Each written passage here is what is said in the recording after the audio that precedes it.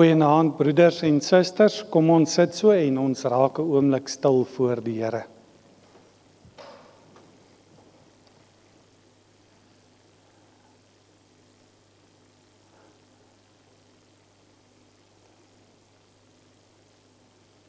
By die Here is die fontein van die lewe en in sy lig sien ons die lig. Geliefde gemeente, genade, barmhartigheid en vrede word die ryklik geskenk van God ons Vader in ons Here Jesus Christus deur die kragtige werking van die Heilige Gees. Amen. Kom ons staan en ons loof die Here met Psalm 93, daarvan die eerste en die 4de vers. Al u getuienis, Heer, is gans getrou, belofte woord sal u vir altyd hou. Die tempel sal wat ook om ons vergaan, net soos u trou onskenbaar bly bestaan. Vanaand dan hierdie belangrike woorde, belofte woord sal u vir altyd hou. Kom ons staan en ons sing vers 1 en 4 waarna ons saam bid.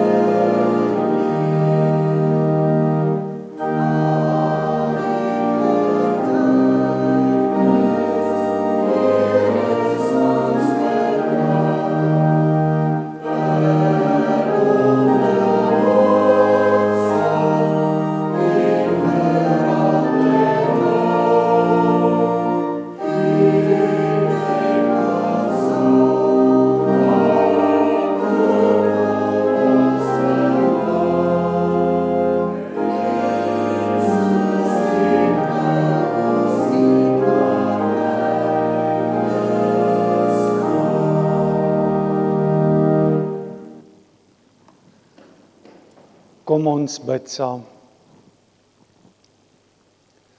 Ons Vader in die hemel, ons weet dat as ons vanaand saam sing en saam u naam loof en prys, dat ons dit nie alleen doen nie, maar dat dit deel is van 'n loflied wat uit die hele skepping ook opklink tot die eer van u naam. Maar ons dank U in besonder dat ons U kan loof en prys, juis omdat ons weet U is getrou en U sal altyd U beloftes aan ons gestand doen. Ja, selfs ten koste van U self, ten koste van U Seun Jesus Christus, sodat ons U ons Vader kan noem. Daarom bid ons dat U vanaand ook deur die evangelie elkeen van ons sal troos en sal versterk en sal oproep tot 'n nuwe ywer in U diens. Juis omdat ons weet U laat nooit die werk van U hande vaar nie. Ons vra dit nie net vir onsself nie, maar dis ook ons gebed vir U kerk oor die wêreld heen versprei. En daarom wil ons in besonder vanaand ook dink, in hierdie Paastyd ook aan mense wat in vervolging leef, mense wat juis vanweë hulle geloof ook, hulle geloof in Jesus Christus ons Here, nie soos ons vrylik kan by mekaar kom om U te loof en prys nie. Ons vra dat U ook oral in die wêreld, in hierdie Paastyd die verkondiging van die evangelie sal seën, sodat dit sal strek tot eer en verheerliking van U heilige naam. Amen. Vanaand, broeders en susters, 3 kerngedeeltes uit die woord van die Here uit. Genesis 17 vers 7, Handelinge 2 vers 39 en dan ook 1 Korintiërs 7 vers 14. Handelinge of in Genesis staan daar: ek bring 'n verbond tot stand tussen my en jou nageslagte en al hulle geslagte. Dis 'n blywende verbond. Ek sal jou God wees en ook die God van jou nageslag. En dan uit Handelinge 2 uit, die woorde wat Petrus in sy eerste preek gebruik het, toe hy vir die mense gesê het, wat God beloof het, is vir julle en vir julle kinders. En dan in Korintiërs skryf Paulus, die ongelowige man is by God aanneemlik deur die band met die gelowige vrou, en die ongelowige vrou is by God aanneemlik deur die band met die gelowige man. Anders sou julle kinders heidene wees.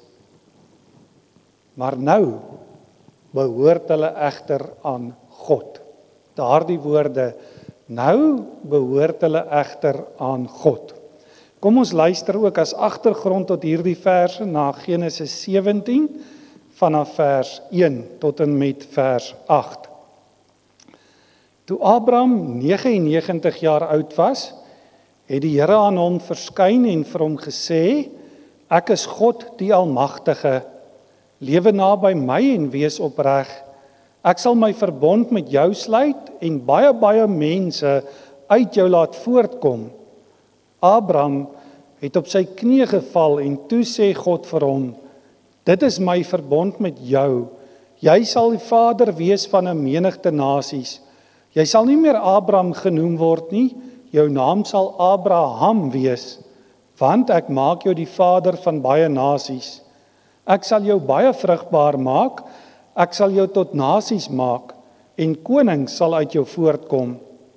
Ek bring 'n verbond tot stand tussen my en jou nageslag en al hulle geslagte.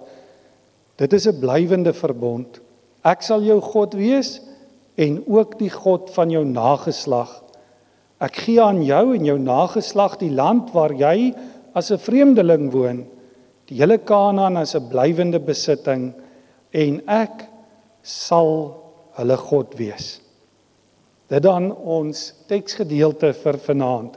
Nou in aansluiting hierby sing ons juis ook oor die verbond. Ons almal ken dit, ons sing dit gewoonlik ook by die doop van kindertjies, en dit is Psalm 105.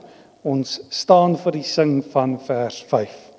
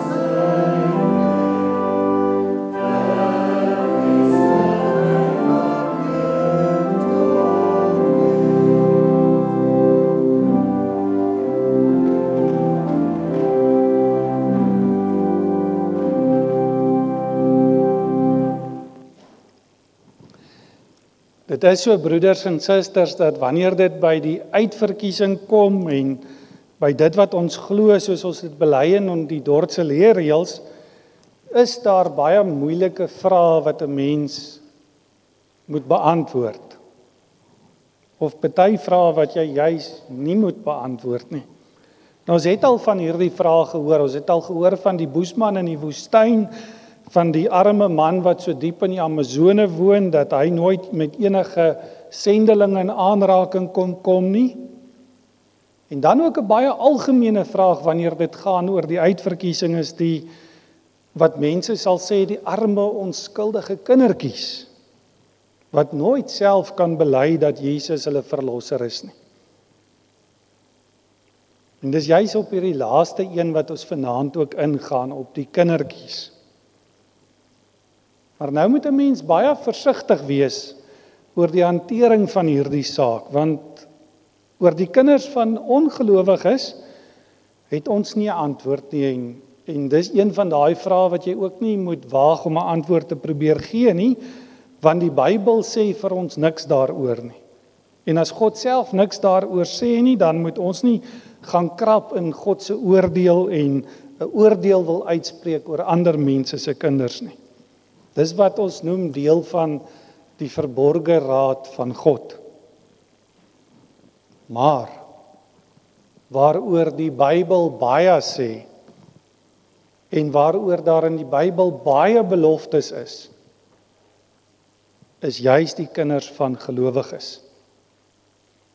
Kinders van godvrugtige ouers. Daaroor praat die Bybel baie. So dit gaan dus oor die kinders van gelowige ouers en in besonder ook in die Dordtse leerreëls oor kinders van hulle gelowige ouers wat in hulle kinderjare of selfs nog voor hulle geboorte al oorlede is. Watter troos is daar vir hierdie ouers? Daardie kindertjies kon tog nooit voor in 'n kerk gaan staan en belydenis van hulle geloof doen nie. Watter troos is daar vir hierdie ouers? Die troos van God se genadeverbond. Kyk mooi, die troos van God se genadeverbond. En die tema vir vanaand ook uit die Dordtse leerreëls, hulle wat nie weet nie, word salig op grond van God se belofte. Dit is 'n baie belangrike ding hierdie om te besef. Hulle wat nie weet nie, word salig op grond van God se belofte. Nou is daar mense wat sê dat alle kinders gaan hemel toe. Alle kinders wat in hulle kinderjare sterf word salig. Dis wat die remonstrante ook geleer het, maar onthou wat was hulle redenasie? Hulle redenasie was jy word sondeloos gebore en dan word jy deur die wêreld en deur jou ouers ingeprent en dis hoe jy 'n sondaar word. Maar die Bybel sê dit nie so nie. Die Bybel spreek oor kinders van gelowiges en juis vanaand dan ook met die kernverse wat ons het, is baie belangrik want al hierdie verse gaan oor die verbond en die band van gelowige ouers met die Here en daaruit voortspruitende die band van God ook met hulle kinders. En ons het hulle gehoor, ek bring 'n verbond tot stand tussen my en jou nageslag en al hulle geslagte. Dis 'n blywende verbond. Ek sal jou God wees en ook die God van jou nageslag. Dis God se woorde aan Abraham. En dan ook Petrus se woorde in daardie eerste preek van hom sluit hierby aan.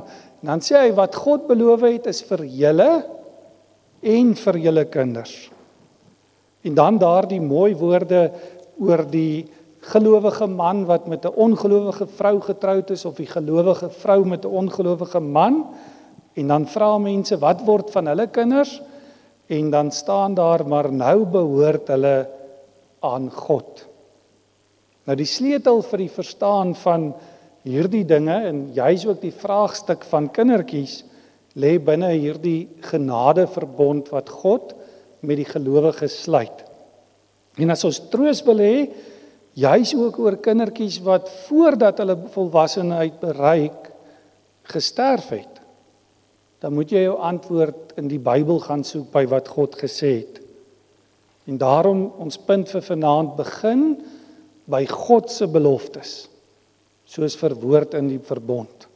Begin by wat God gesê het. Nou onthou dit, dis wat die wêreld vandag doen. Die fout wat baie keer gemaak word, is dat uitverkiesing word omgedraai.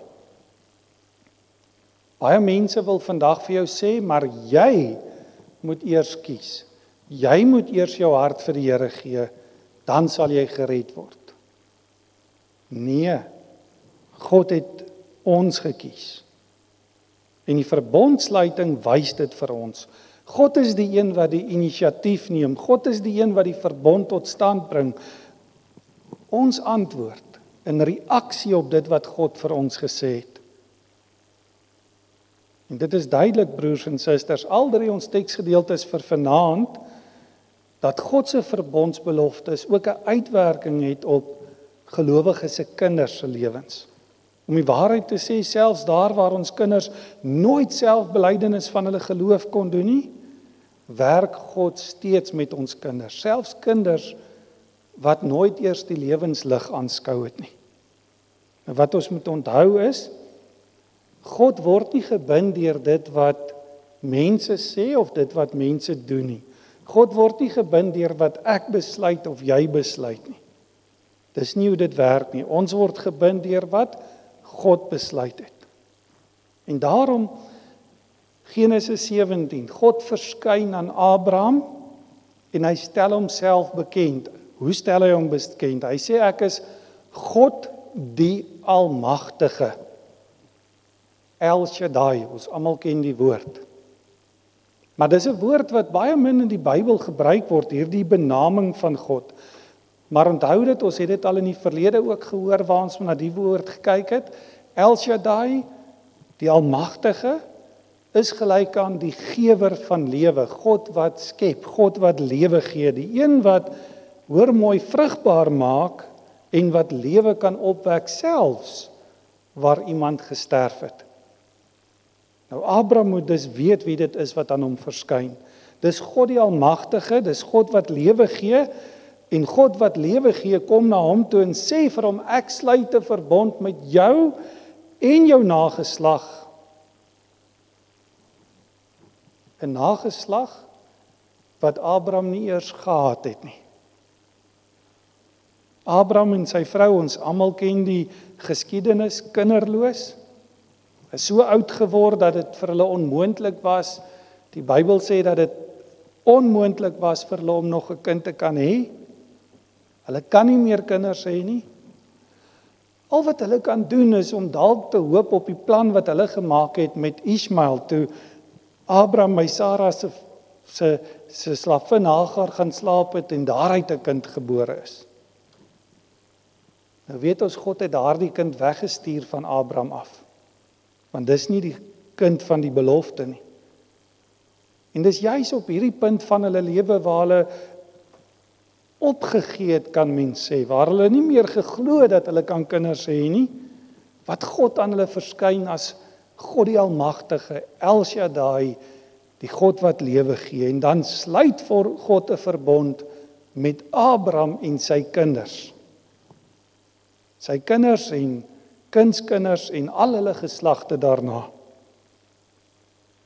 Jy sien, die verbond, sy uitkoms en sy beloftes word nie bepaal deur wat ons kan noem die natuurlike maatstawwe, die word nie bepaal deur wat Abraham dink of wat Abraham en Sarai oor hulle self dink en wat hulle oor hulle self weet nie.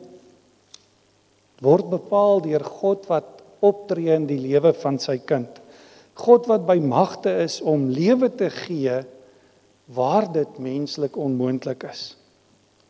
En dis hierin wat God se genade vir ons as mense oopgemaak word. Hy is die God wat gee, hy is die God wat seën, hy is die God wat beloof, hy is die God wat optree. Selfs waar sy kinders niks kan doen vir hulle self nie. Hy is die een wat sy verbond tot stand bring van geslag tot geslag. Hy is die een wat sy eniggebore seun Jesus Christus gegee het sodat ons gered kan word. Hy is die een wat die Heilige Gees gee om ons te roep en om ons wedergebore te laat word, om vir ons geloof in ons harte te skenk.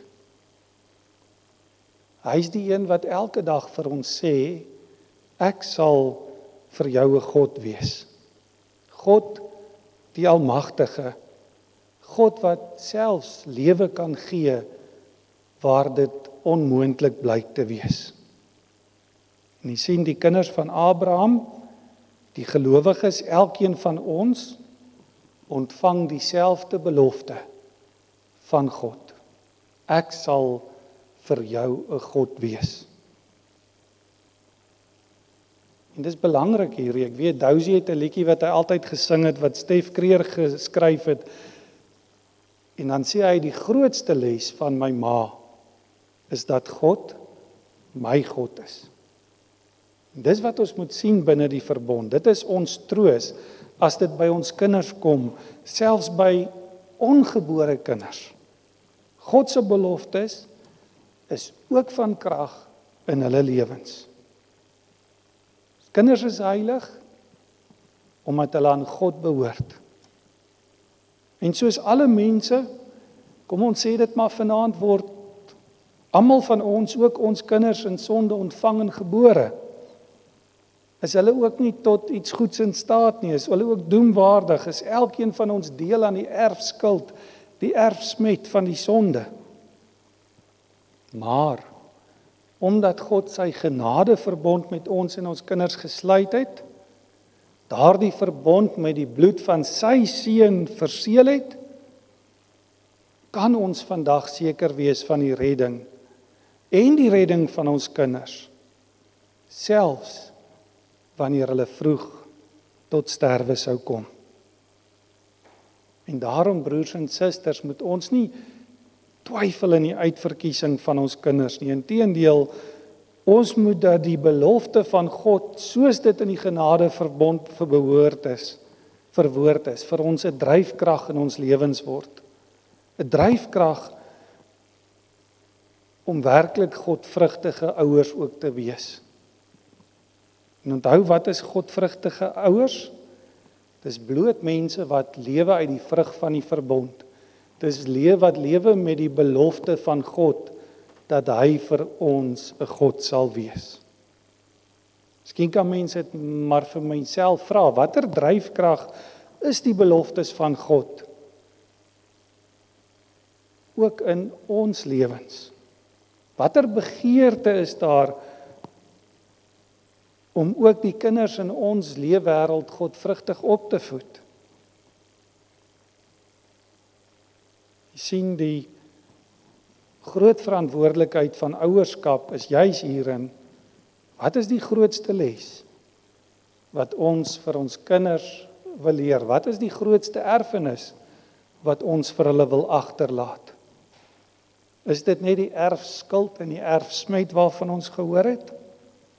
Nee, dis dat God my God is, ook jou God is.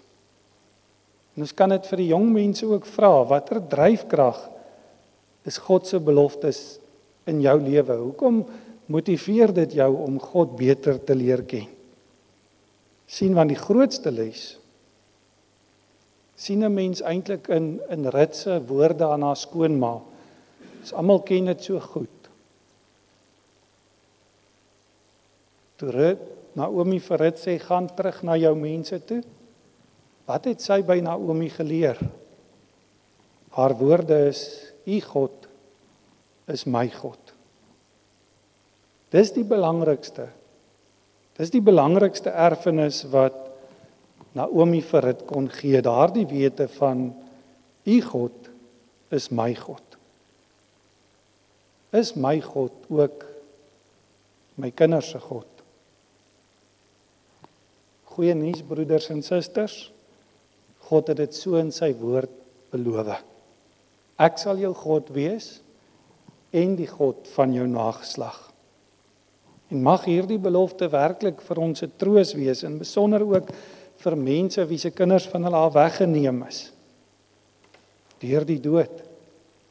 Maar mag dit ook vir elkeen van ons 'n aansporing wees, juis ook in die erns wat ons maak met die opvoeding van die kinders wat God vir ons gee. Amen. Kom ons dank saam.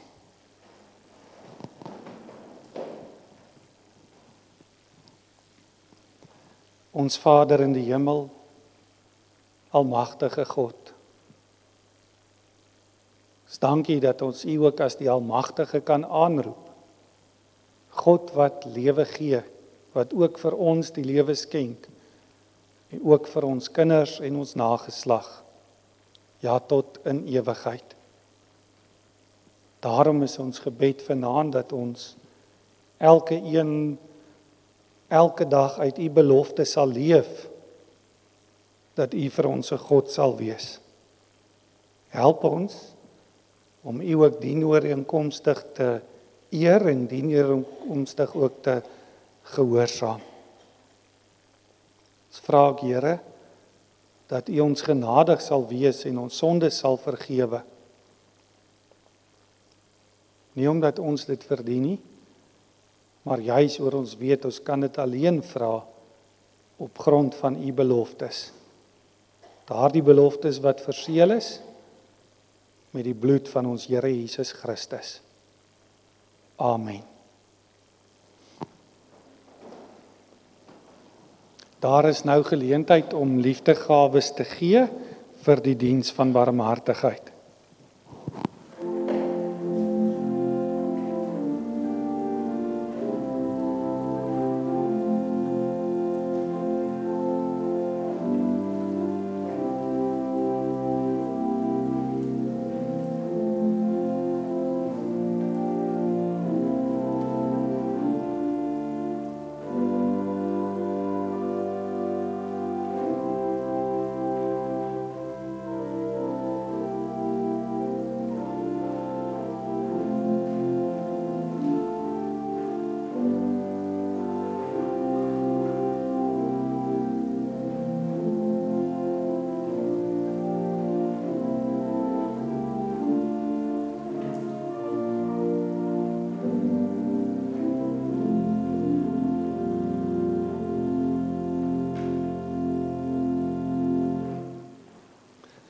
Psalm 103 vers 9, maar Gods genade en goedheid is oneindig, oor almal wat hom vrees, sy trou bestendig. Dit reik tot aan die verste nageslag.